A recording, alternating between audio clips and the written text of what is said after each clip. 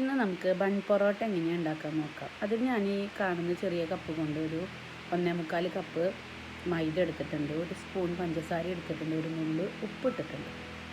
ഇത് മൂന്നും കൂടെ മിക്സ് ചെയ്യാം. അതിന് ശേഷം ഒരു മുട്ടയും പിന്നെ 2 സ്പൂൺ പാല് വേണമായിരുന്നു. ആ പാല് ഞാൻ മിക്സ് ചെയ്ത വീഡിയോ ഇതിൽ എടുക്കാനായിട്ട് കൂട്ടത്തിലിടാനായിട്ട് മറന്നുപോയി.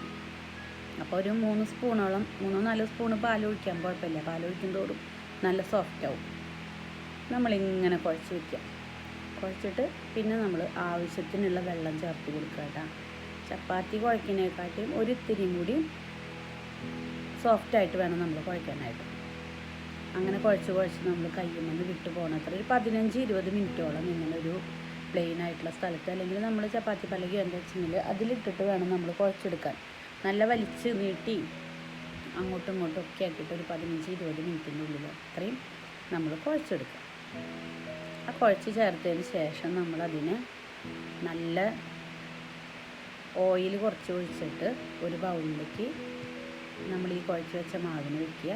അതിൻ്റെ മേലെ കുറച്ചും കൂടി ഓയിൽ ഒഴിച്ച് വയ്ക്കുക. അതിന് ശേഷം നമ്മളൊരു 4-5 മണിക്കൂർ അതിനെ റെസ്റ്റ് ചെയ്യാൻ വേണ്ടിയിട്ട് വയ്ക്കുക. നല്ലോണം റെസ്റ്റ് ചെയ്യാൻ വെക്കുന്ന സമയത്ത് ഓയിൽ നല്ലോണം ഉണ്ടായിരിക്കണം, അതല്ലെങ്കിൽ ഡ്രൈ ആയിട്ട് പോകാനുള്ള സാധ്യതയുണ്ട്. അതിന് ശേഷം നമ്മൾ അതിനെടുത്തിട്ട് കണ്ടപ്പോൾ നല്ല സോഫ്റ്റായിട്ടിരിക്കുന്നുണ്ട്. അതിന് ശേഷം ഇങ്ങനെ ബോളുകളാക്കിയിട്ട് കുഞ്ഞു ബോളുകളാക്കിയിട്ട് നമുക്ക് എടുത്ത് വയ്ക്കാം. ബോളാക്കി വെച്ച് നമ്മളതിനെ ഇങ്ങനെ റാപ്പ് ചെയ്തിട്ട് മൂടി വയ്ക്കാം. അതിന് ശേഷം നമ്മൾ നമ്മുടെ പ്ലെയിൻ ടോപ്പിൽ ഇതുപോലെ വെച്ചിട്ട് ഓയിൽ ഒഴിച്ചിട്ട് പരത്തി കൊടുക്കും. നല്ല സോഫ്റ്റായിട്ട് കിട്ടിയിട്ടുണ്ട്. നമ്മൾ പാലും മുട്ടയും എല്ലാം കൂടി ചേർത്തുകൊണ്ട് നല്ല സോഫ്റ്റായിട്ട് കിട്ടിയിട്ടുണ്ട്. അതിനെ പരത്തിയിട്ട് ഇങ്ങനെ മടക്കി ചുരുട്ടുക. ഇതിൽ കാണുന്ന പോലെ തന്നെ ചെയ്യാം. അങ്ങനെ പരത്തിയിട്ട് നമ്മളിനി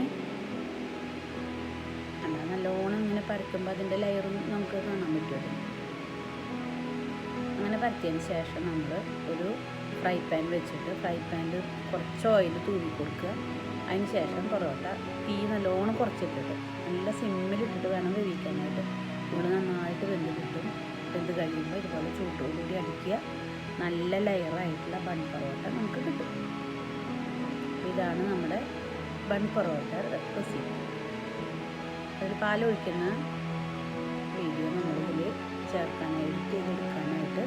അപ്പോൾ നമുക്ക് ഇന്ന് ബീഫ് കറിയും ബൺ പൊറോട്ടയാണ്.